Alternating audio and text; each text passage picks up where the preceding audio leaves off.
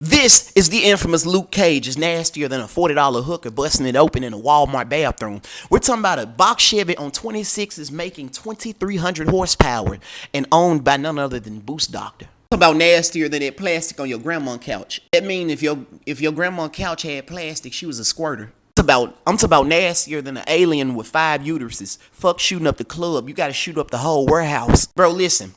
Some of y'all looking at this and going, bro, it's slow with them big wheels. Shut your stupid ass up.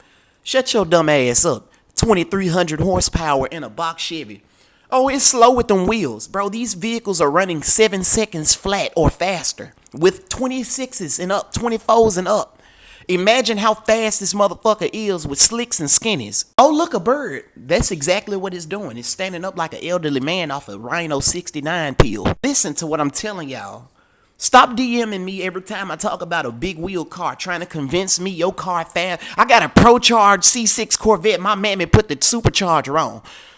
It make 800 horsepower. You telling me a big wheel car can beat my car?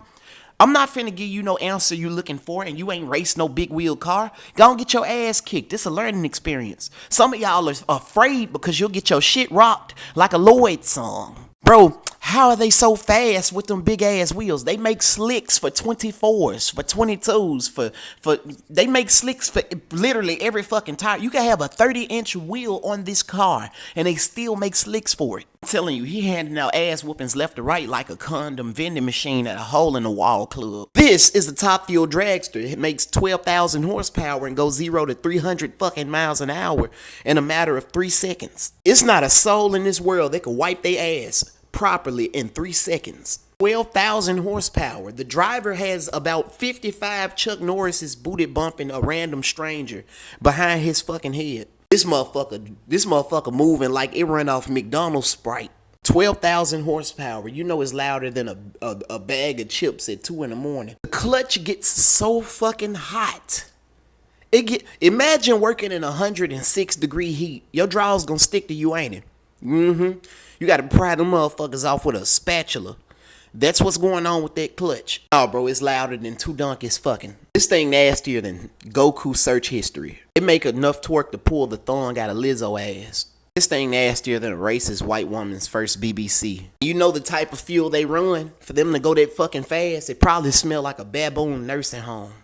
Alright, so you have the VQ35DE and you have the VQ35HR. Both of these engines are part of the VQ engine family. Both of them are aluminum. Both of them are 3.5 liters. Both of them are dual overhead cam. But 80% of the parts on the HR are different than what's on the DE. We're talking about revised pistons, revised intake manifold, better cam timing. It's way more efficient. It's just overall better than the DE. But then you have vehicles that utilize the VQ37 VHR. You'll find these engines in like the G37s, the M37s, the FX37s, the 370Zs. The VHR makes typically around 332 horsepower with the exception of the Nissan Nismo 370Z that makes 350 horsepower and redlines at 7,500 RPM. A few bolt-ons and a tune and you can see 400 horsepower quite easily. But let's just say you want to keep up with most muscle cars. We're talking about stock Scats and, Camaro SS's and Mustang GTs.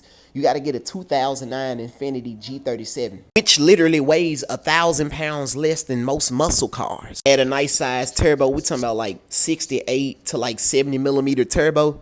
Throw it on a tire and bam, you have a 450 plus horsepower beast. Need I remind you, in a 3,600 plus pound vehicle. Let's just say that ain't enough. Then you go back to one of my favorite Nissan engines, believe it or not, the VK56DE. We're talking about a 32 valve, 5.6 liter, 6 bolt main V8 from Nissan that nobody tinkers with because it hardly has an aftermarket. On tube headers, some Kelford cams, a Stillen supercharger, and you have one NASCAR sounding ass engine. Look at what Ryan Turek did to his 370Z drift car.